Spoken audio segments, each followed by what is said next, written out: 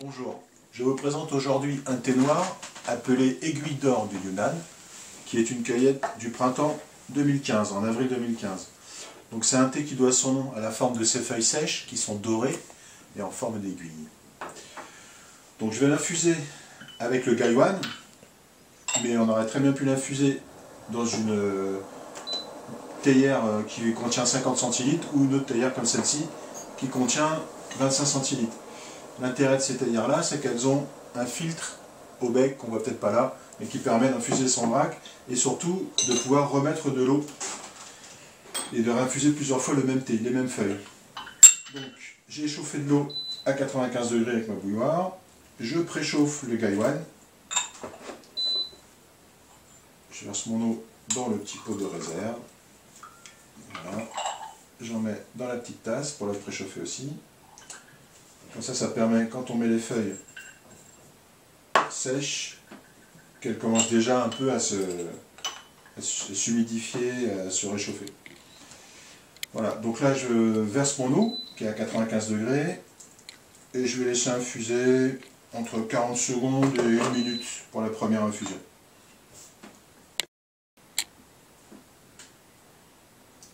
Donc une fois que le thé aura infusé une petite minute pour la première infusion, on peut se le servir.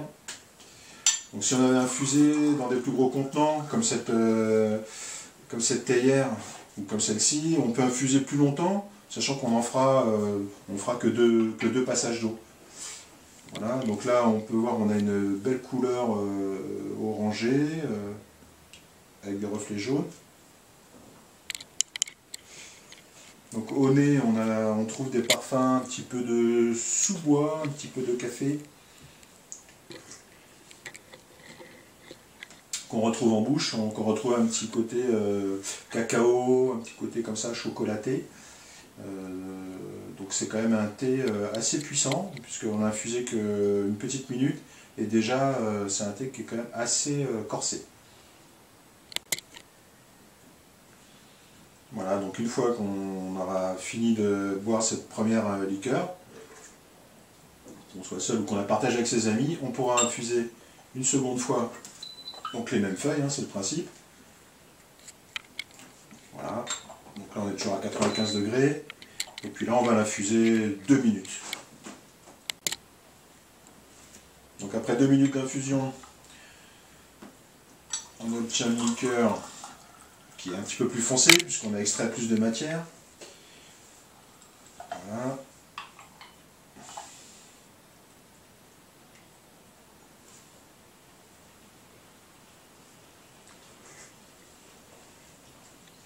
Voilà, donc en bouche on a un petit peu plus de tanin, on a un bon équilibre, donc c'est un thé qui est puissant mais qui est fin à la fois, qui est quand même la signature des grands thés.